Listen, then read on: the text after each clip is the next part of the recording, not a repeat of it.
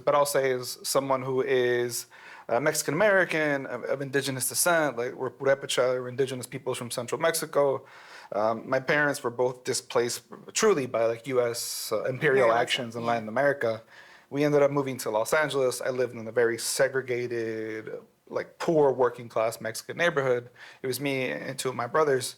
And so as I began to grow up and sort of begin my own personal education, I remember some of these feelings going to grade school, going to high school, and feeling like no matter what I did, I was an outsider. And then I started learning about places like Vancouver and Montreal and Toronto, and like Canada being a place that welcomed all people in need.